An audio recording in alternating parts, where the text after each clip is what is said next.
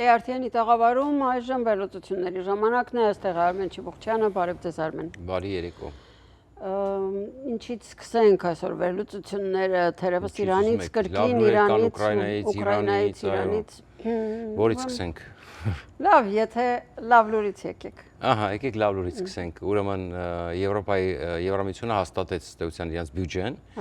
Եվ 2 տարվա, այո, եւ ըստ էության 90 միլիարդ եվրոյի գումարը, որը ըստ էության 100 միլիարդից ավել է,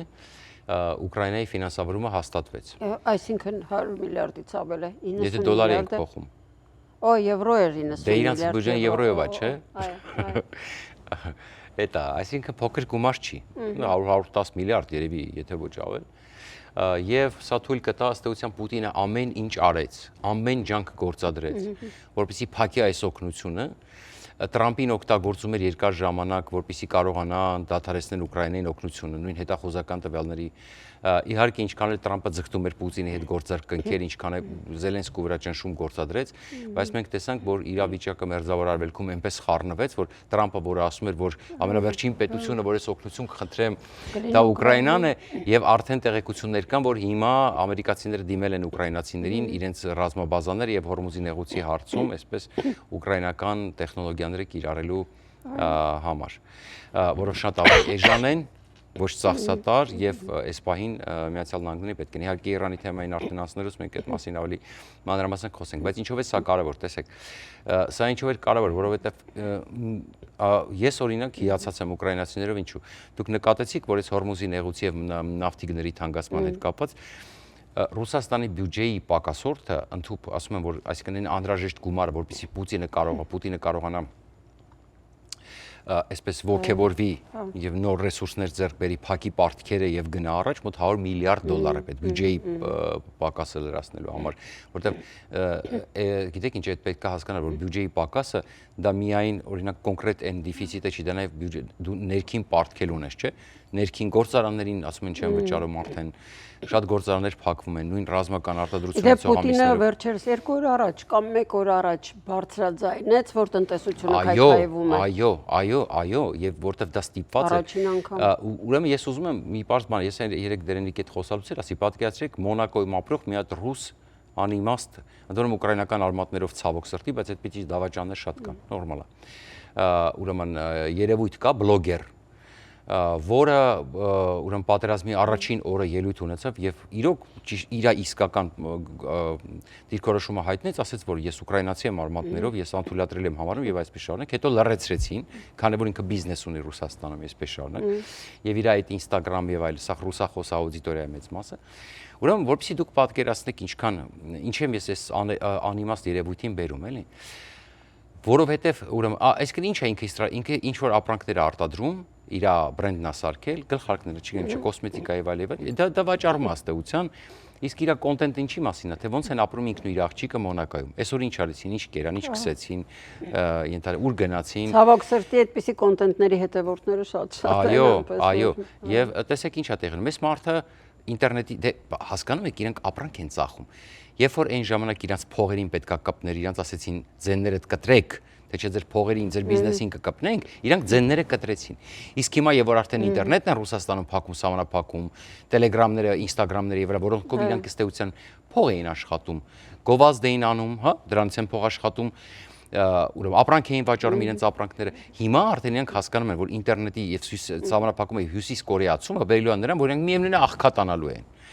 Եվ երբ որ իրանք արդեն համարձակություն են անում, ասում են, օ, ինչ եղավ, որ ինքը, ասենք, չգիտեմ, կոստյում փողկապ էր հագել եւ այդպես Պուտինին ուղերձ էր եղել, իրանք մարդիկ չեն հասկանում մի բան, փողերին կպան։ Ընդհանրապես, եթե ուզում եք,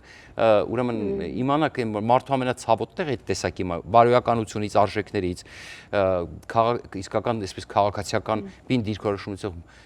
զուրկ մարդկանց, ուրեմն համար, որոնց համար այսպես փողը ամենա այսպես մեգադախլչիների փողը ամենաբան տեղն է հայրենիք մայրենիք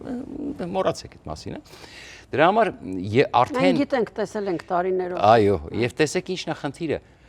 երբ որ արդեն հասավ իրանց փողին որ իրանք հասկանում են որ իրանց ամեն ինչը կփակվի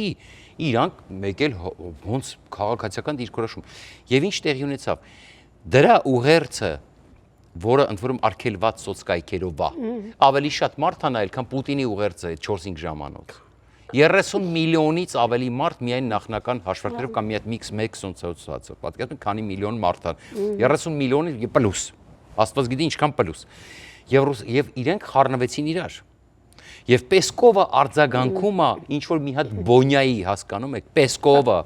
ասում է մենք հանուն ճշմարտության ասենք այդ հարցերը մեր քննարկման օրակարգում են, սուտ, պիսի բան չկա։ Այո, այդ նույն հարցերը քննարկման օրակարգում են, բայց ինչպես սահմանափակել։ Դա նաև ասում են, որպես Պուտինի իրավիճակը ճարահացյալը եւ ինքը ռազմաճակատում վատ է, ուկրաինացիները խփում են իրենց նավթավարանաշկման գործարաններին եւ նավահանգիստներին եւ իրանք արտահանման խնդիր ունեն։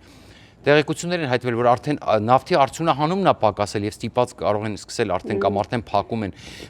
իրենց որոշակի այդ հանքավայրեր, որովհետեւ ընդ որում իրենց տեխնոլոգիաներն շատերն էլ այնպես է, որ հետո վերաբացել չեն կարող։ Բայց հրավիրել են G20-ին Պուտինին։ Տրամպը ասեց, կարծես թե ես ներողություն նոր տեղեկություն ստացել, Տրամպը ասեց, որ մերժել է մի քանի ժամ առաջ։ Ասա ոչ թե Տրամպը ասել է, որ ես չեմ հրավիրել Պուտինին։ Եկեք զգուշորեն վերաբերվենք։ Այո, եկեք զգուշորեն վերաբերվենք։ Ես տեսա, որ կարծես թե Տրամպը Արսեն ասելա, որ չի հրավիրել, այդպիսի բան չկա, որ ինքը Պուտինին հրավիրել է։ Դրա համար եկեք այս պահը զգուշորեն վերաբերվենք։ Այսինքն տեսեք, ընդհանուր իրավիճակով եւ ուկրաինացիները չթույլ տվեցին, որ Պուտինը մաքսիմալ օգուտ կարողանա քաղի այս նավթի գների թանկացումից։ Այսպիսի իրավիճակ ունենք եւ հա, այս մասով գնանք գովազդի, կշարունակենք գովազդից հետո։ Երևանում եւ Լոս Անջելեսում փայլուն ցուցադրությունից հետո վերջին շրջանի ամենահաջողված ֆիլմը Անձրևանոց Զոնտիկ բազմաթիվ հանդիսատեսի խնդրանքով եւս մեկ օր այն ցուցադրվելու է AGBU թատրոնում երեկոյան ժամը 7-ին լարված սյուժե փայլուն դերասանական խաղ իրական պատմություն Զոնտիկ Բաց չթողնեք ցուցադրությունը։ Շտապեք ամրագրել տեղերը armticket.com կայքում։ Ֆիլմի ցուցադրման հովանավոր Vivaldi Catering։ Վերլուծություններն շարունակվում է RTN-ի ուղիղ եթերում եւ պարոն Չիբուխչյան շարունակենք Եվրամիության օգնության թեման Ուկրաինայի։ Ես ավարտեմ, հա, Ուկրաինայի թեման, ուրեմն բայց մի բան ճշտեցինք, նոր ես ուրեմն այսինքն մի քիչ ալի ոչ թե բան ճիշտ էի ասել, Տրամպը ասել է ես իրեն դեռ չեմ հրավիրել եւ այստեղ այդ Ուկրաինայի թեմայի հետ կապած, այսինքն որքան հասկանում եմ, այսպես խաղեր ա գնում։ Կառավարությունը մեր ասում է, որ մենք պետք է հրավիրենք կամ հրավիրել ենք Ռուսաստանը, ասում է, որ մենք ստացել ենք, բայց չենք որոշել։ Տրամպը ասել է, որ ես չեմ կարծում, որ նա կմասնակցի, այսպես խառը խաղեր ա գնում եւ տարածիորեն այսօր Տրամպին հարցրել են, ասել է ես դեռ չեմ հրավիրել Պուտինին կամ ես չեմ հրավիրել Պուտինին, բառի բուն իմաստով, բայց կարծում եմ իր մասնակցությունը կլինի օգտակար եւ այսպես շարունակ, այսինքն լոլոների բանը մենք հասկանում ենք նախատեսված է դեկտեմբերի 14-ից 15-ը 26 թվականի, բարձա, այո, սա այսինքն այնքան հերոյա ինքը այսպես ասեմ, խաղեր է գնում նրա վրա, արդյոք կպայմանավորվի Պուտինի հետ թե չի պայմանավորվի։ Սա էլ է փոքր գործիք օգտագործելու Պուտինին մղելու։ Պուտինը հետ շահագրգռված չկա։ Դե հենց դա իրան թվում է, որտեղ ինքը կարա ինչ-որ Պուտինին այսպես շոյի, բայց նորից եմ ասում, Պուտինի վիճակը այնքան վատ է, որ իդեպ Ռուսաստանը տեսեք այն օրը ասացին, որ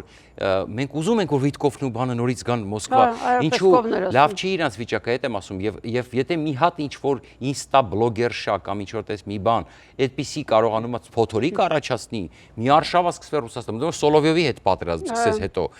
Եվ պատկերացրեք, իրենք չէին պատկերացնում, որ մի հատ ինչ-որ, այսինքն դա նշանակում որ արդեն երրում է, կուտակված է։ Եվ այս ֆոնին Պուտինը հասկանում է, ինքը ունի շատ քիչ տարբերակներ, կամ պետք է համընդհանուր մոբիլիզացիա հայտարարի, փորձի հարցը, փորձի արագ լուծել, այսինքն միլիոն ու կես, բայց որտեղից այդ միլիոն ու կեսին սնի, հագցնի, կազմակերպի, դա հեշտ բան չի, դու միանգամից միլիոն ու կես մարդ հավաքես, ուղղակի մսացու գցես ռազմաճակատ, էլի։ Այդ դեպքում ավելի բանի դեպքում ավելի խայտարակ կլինի։ Իդեպ այսօր տեղեկություն հայտնվեց, որ Ռուսաստանից փախնում է ժողովուրդը ուղղակի, դիմումները դուրս գալու երկրից արդեն սարսափելի քանակի են հասել։ Պատերազմի սկզբից երևի հավասար կամ ավելի է։ Դե եթե տնտեսության մասին այդպիսի հայտարարություն արվեց, սպասվում է ամընդհանուր ընդ որում սանկցիաների պակետներ, փաթեթն էլ հաստատվեց, 20-րդ փաթեթն էլ հաստատվեց, հետևաբար Եվրամիությունը եւ այլն։ Պուտինը ինչքան փորձում էր Օրբանին բայլ չստացվեց, Բուլղարիայում Ռադևը ընտրվեց, բայց Ռադևը պրոբլեմ ունի, սահմանադրական մեծամասնություն ունի, ստիպված ալնելու համագործակցել Գերբ կուսակցության հետ, որը պրոեվրոպական է, այսինքն տնտեսական օրակարգ առաջ տանելու համար։ Դրա համար այդուամենայնիվ Բուլղարիայում այո մի փոքր ռևանշ վերցեց, բայց այդ համաժեք չի։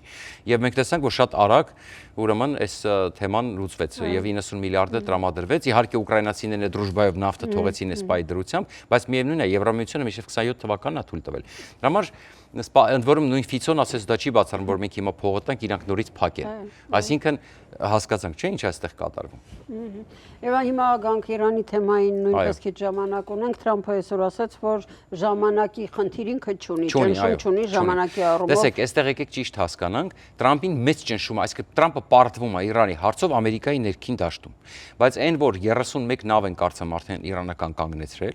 այն որ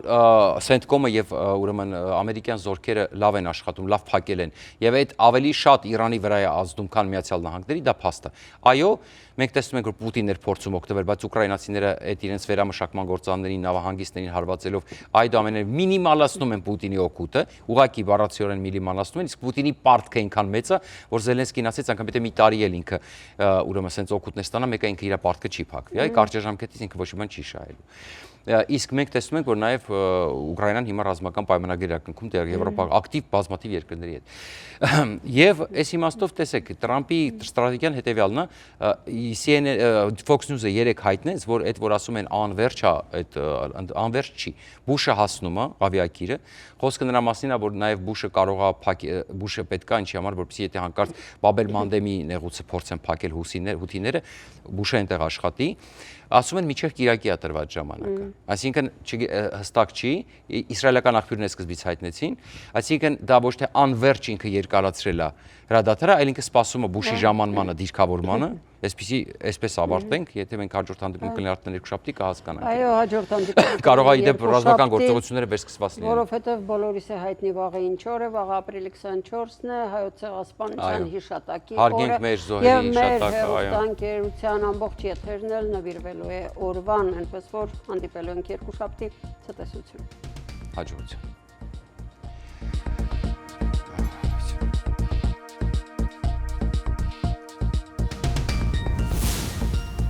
ARTN լուրերի հովանավորն է FIBI ընկերությունը։